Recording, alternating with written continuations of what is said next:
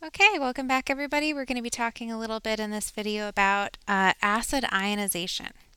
Let's say for the sake of argument that I had some acetic acid. Acetic acid,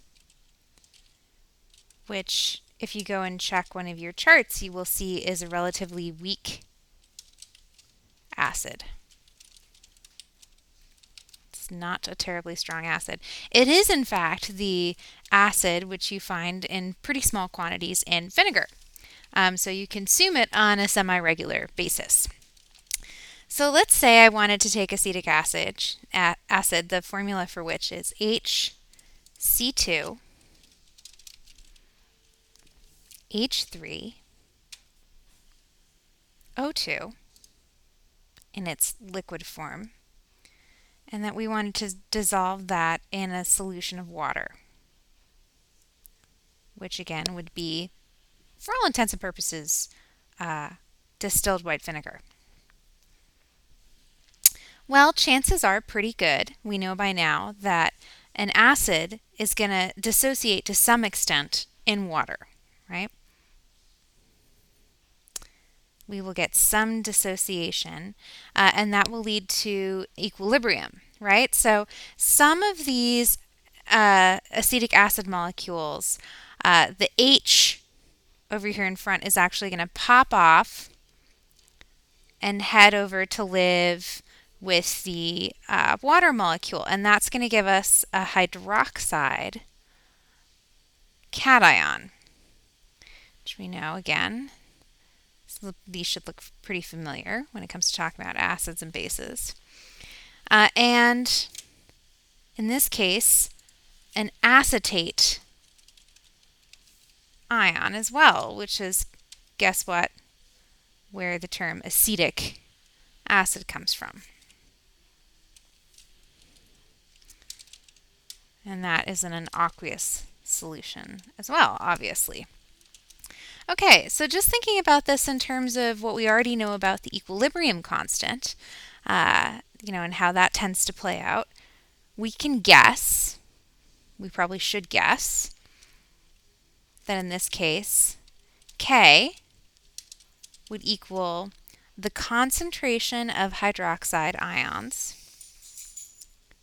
times the concentration of acetate ions over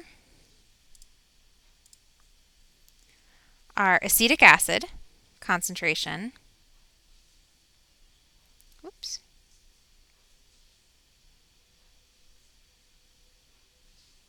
times our water concentration. Okay, so somebody along the way said to themselves, okay, hold on a minute. Let's really think about this here.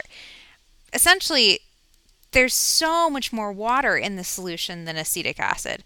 You're dissolving it in water, right? So the concentration of water is going to be so much higher than any of the other concentrations that we're dealing with that for all intents and purposes, it might as well itself be a constant. It might as well be 1, right?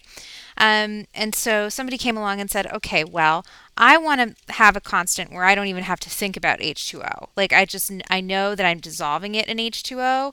I just want it kind of understood so that I don't have to mess with that part of the math.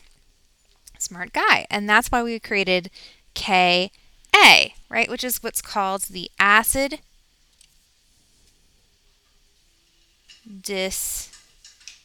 dissociation constant.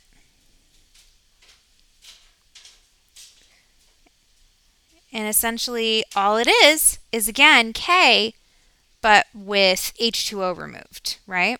Think of it as like removing a redundancy, if you will, right? So in this case, again, Ka would be the concentration of hydronium ions times the concentration of acetate ions over the concentration of acetic acid dissolved in water. And with Ka, we don't even bother looking at H2O. In general, Ionization constants, like most of our other constants, have been found experimentally. You can find them really easily by looking at tables or Googling them online. For instance, in the case of acetic acid, it's roughly 1.8 times 10 to the negative third. And again, you can see that would be a very small number. If we were going to write that out, it would be 1, 2, 3, 0.0018 as opposed to water, which again would have been close to 1. So you can see why we wouldn't necessarily want to be messing with it when we're dealing with all the rest of these numbers that are hella small. Okay, so we'll be returning to this concept in a moment. So hang on to this concept. So next up on the docket is talking a little bit about the ionization constant of water. This is also something that Sal Khan talks about in his acids and bases introduction video. So depending on the order in which you're watching these, you may already be somewhat familiar with this concept, but it certainly bears repeating. So that's what we're going to do. Okay, so water is what we call a weak electrolyte. Water, that is H2O, is a quote-unquote weak electrolyte. So if you've ever seen commercials or drunk water with quote-unquote electrolytes added, this next bit's going to be a little bit funny for you. The technical definition of an electrolyte, right, is essentially just any compound. An electrolyte is any compound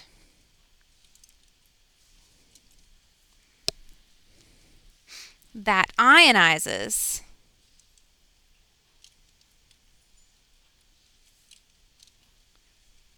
when dissolved in a solvent, most often water. Right? So those fancy electrolyte beverages and whatever, sports drinks and that sort of thing. I mean, that could be referring to really any compound that ionizes. That's most salts. But again, that's also just straight up water. So they could technically advertise just straight water as having electrolytes added. You know, it could just be more water electrolytes technically.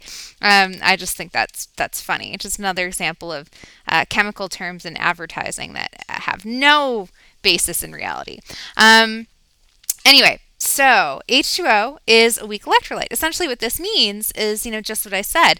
In any given sample of water, let's say we have 2 molecules of water hanging out, right? To some extent, from a probabilistic standpoint, that water is going to disassociate. Some small amount of that water is going to disassociate into ions, right? In this case, what's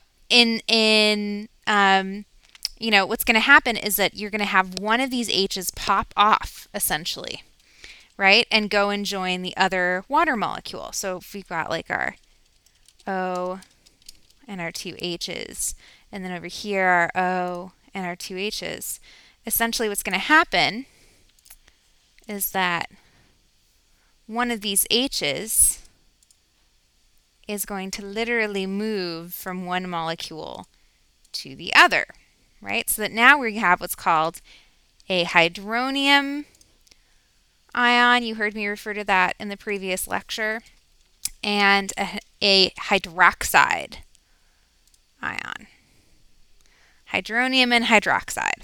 So you're going to get in any given sample of water a very small amount of water molecules that are going to do this, that are going to disassociate into these 2 ions, hydronium and hydroxide, right? And we understand this. Like, this is a very well-known and respected chemical truth, right? And whenever we have a well-known and respected chemical truth in chemistry, we like to come up with a constant for it, right? That makes us very happy. So again, with equilibrium constants, as you well know by now, essentially what we're going to say is that K equals the concentration of the hydronium times the concentration of the hydroxide over the concentration of H2O. And in this case, because we have a coefficient in front of H2O, because we started with 2 water molecules, we're going to put that to the second power. Okay? Now, you might recall what we were talking about in the previous video is this fact that, like, the amount of water in this solution is so much greater than the amount of ions that we have in this solution that it's almost like not even worth really talking about or considering, right? And so what we did, because again, chemists are nothing if not fundamentally lazy, right, is we kicked the water. We just got rid of it and we came up with a new constant, Kw. That's right. It's the water constant. Well, we call it the dissociation constant. But let's call a spade a spade. Come on. Dissociation constant. We're really just talking about the constant of water disassociating in particular. And that is equivalent to hydronium concentration times hydroxide concentration. Right? Fantastic. And we have found experimentally that that constant ends up being 1 times 10 to the negative 14 at, again, we talked about this last time, 25 degrees Celsius. 25 degrees Celsius is kind of the go-to temperature anytime we're talking about dissociation or equilibrium constants, right? We also know from our discussions of equilibrium constants that we can think about, now that we have this constant here, we can also think about the specific concentrations of hydronium and hydroxide. We know that for every 2 moles of water, we get 1 mole of hydronium and 1 mole of hydroxide. And what that tells us is that these are also in a 1-to-1 ratio, right? So half and half in this case. We've also talked about this as being essentially the equivalent of x and x, or x squared. So essentially what you want to be thinking to yourself is, okay, so I've got half of this value for my hydronium concentration and half of this value for my hydroxide concentration. So half of 1 times 10 to the negative 14 is 1 times 10 to the negative 7, right? So that is the concentration for, it is the dissociation constant for hydronium and also for hydroxide. Lovely. Okay, so now we get a little bit into a discussion of, pH, right? What pH is and what that means. So the definition of pH, the sort of technical definition of pH, and again, this is something that we get much more in depth with in the acid and base videos. So if you're feeling a little iffy on this, please review those as well. But pH refers to the negative log of the hydronium concentration of whatever substance you're working with, right? So in this case, let's say that we wanted to find the pH of water. That's a reasonable thing to want to try to find, right? So in this case, it would just be pH of H2O. It'd be the negative log of this guy, right? 1 times 10 to the negative 7. Okay, so do you guys remember anything about logs from Algebra 2?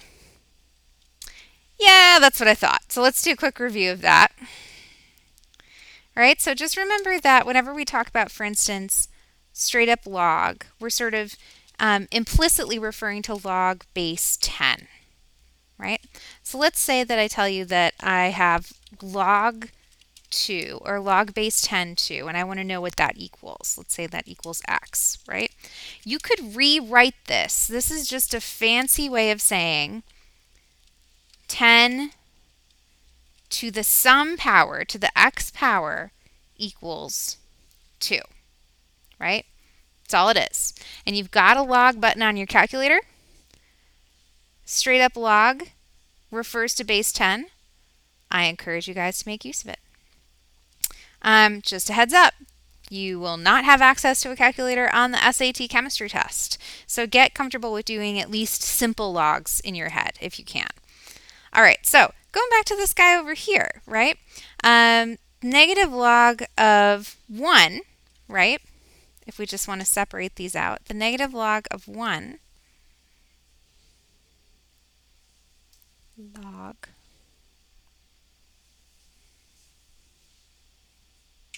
could be rewritten as 10 to the x power gives you 1.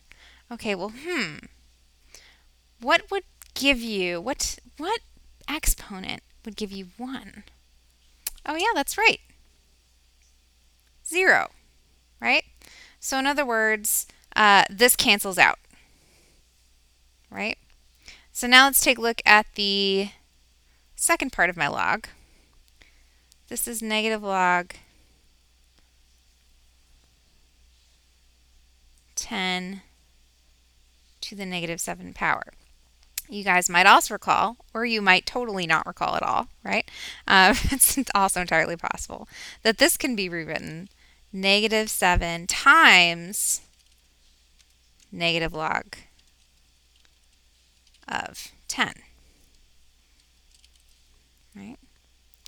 And if this over here, if the negative log of 1 was 0, because that gave you 10 to the sum power equals 1, right? That stands to reason over here, this would give you 10 to the sum power gives you 10, or again, just straight up 1, right? So all of that just leaves you with negative 7. Or I'm sorry, the negative cancels out. So straight up 7, right? Straight up 7. So this is what is referred to as a neutral pH, right? Now it makes sense if you think about it, because again, we're talking about the pH of water. pH of water is 7. It's essentially as neutral can be. Neither an acid nor a base. And then as we get higher and higher and higher concentrations of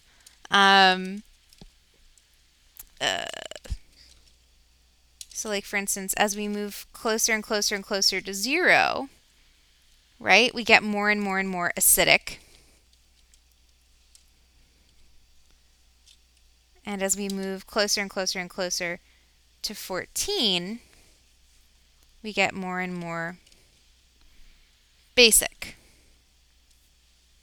Basic, right? So the concentration of hydroxide ions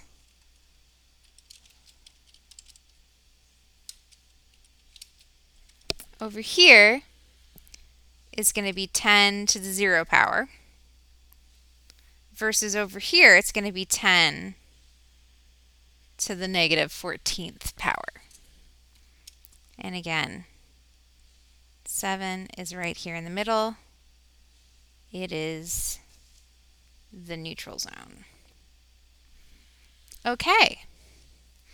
So now we're going to do one practice problem just to make sure that we really can use these concepts. We really understand them and can utilize them. So let's actually return.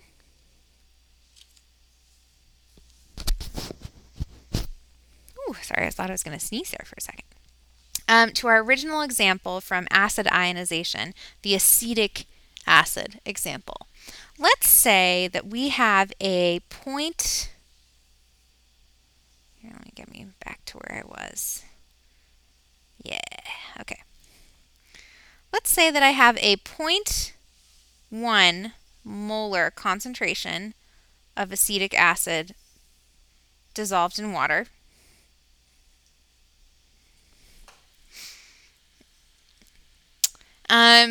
And this is again at, just for the sake of being thorough, 25 degrees Celsius.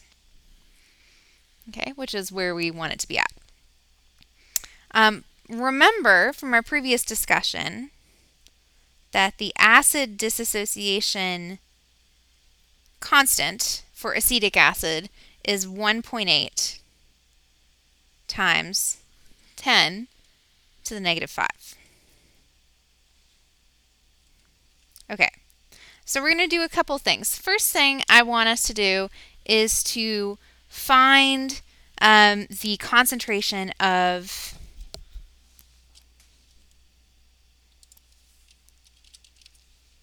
hydronium. The concentration of hydronium ions, right? So if we go back up to our original equation, right? This guy here. You'll recall that we essentially are just looking at hydronium times acetate ion over acetic acid, right? So think of it this way. Similarly to the logic for why we don't necessarily include water in the acid dissociation constant, right? We aren't necessarily going to want to look, for our purposes here, at the overall concentration of acetic acid, right? Because we are just focusing on how much hydronium we have in the solution versus how much acetate we have in the solution, and those are both going to be much, much closer to 0 than acetic acid is. For our purposes, be honest with you, we don't really care. We're going to assume that's right about 1, right? So because it's a 1 molar concentration, right? That's fair. So essentially all we're looking at here, I'm going to go back down here, pick up where we left off.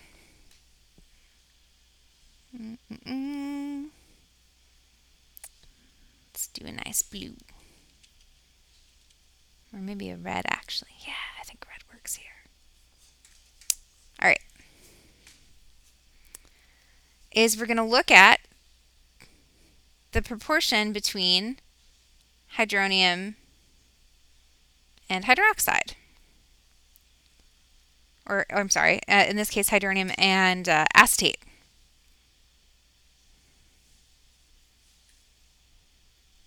Well, again, in this case, we should have about, in a 1 mole solution, we should have about 1 mole of each. So if hydronium is X, acetate should also be X. Right? So essentially all that means is that when we solve for X, our equation is going to be 1.8 times 10 to the negative 5 equals X squared, roughly. Okay. So, and that, again, is all over technically 1 or thereabouts, like x squared divided by 1, but we won't bother with that because, it's our math does not need to be neither precise nor accurate enough for that particular addition. So turns out that the square root of 1.8 times 10 to the negative fifth, right, ends up being, 10 to the negative fifth, ends up being roughly 1.3 times 10 to the negative third, right? And again, x for our purposes indicates the concentration of hydronium. Woohoo! Okay, so now let's say on top of that, I'm getting greedy here, that I want to find the pH of this solution. Okay, well, you might recall that the definition of pH is simply the negative log of a solution's concentration of hydronium. Haha, now it all makes sense. Now you know why I asked you to find that concentration, Holmes. So we're going to plug that in. Negative log times 1.3 times 10 to the negative 3, which, just as before, I'm actually just going to split this into 2 separate logs just for the sake of us not going crazy. So that's negative log of 1.3 and the negative log of 10 to the negative third. Okay, so it just so happens, again, I apologize, that, again, when you have an exponent up here, it can be moved to the front of the equation. So you get negative 3 times negative log of 10, right? And you might recall from our earlier discussion that log of 10 is simply, that's right, 1, right? So it's essentially negative 3 times negative 1, which gives you what? 3, right? So essentially what we're looking at here when we consolidate everything together is negative log of 1.3 plus 3, or 3 minus log 1.3, however you want to think of that, right? And that ends up giving you, when you calculate it, roughly 2.9. So hey, there you go. It's our pH. Woot!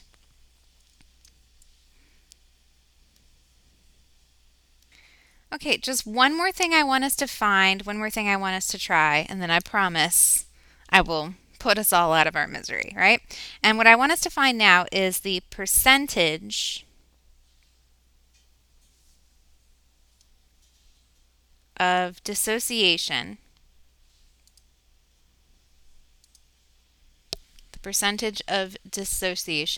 of the original acid.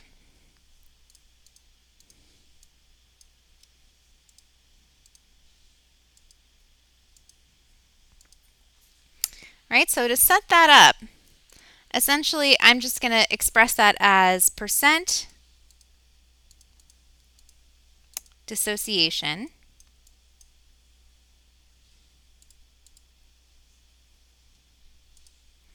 equals the moles per liter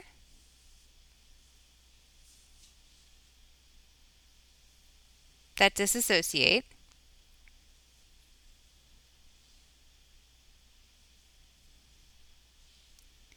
over the original concentration times 100. Okay, so if we reference the original scenario I gave you, it was a 0.1 molar concentration. Again, don't get confused by the unit here. Molar is just a shorthand way of saying the number of moles per liter. So that matches up very nicely with the units for the rest of the problem, right? So we've got percent dissociation,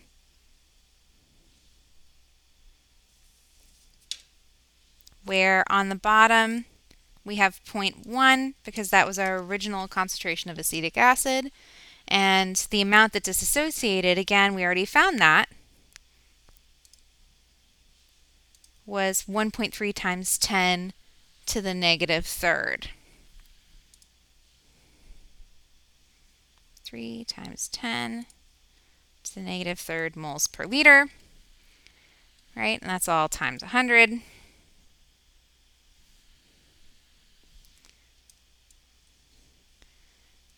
And that gives you, when all is said and done, roughly 1.3%.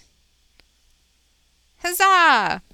Okay, so again, just to recap, in this video, you learned about the acid ionization constant, the ionization constant of water, and how to use those ionization constants to find pH pretty quickly and easily.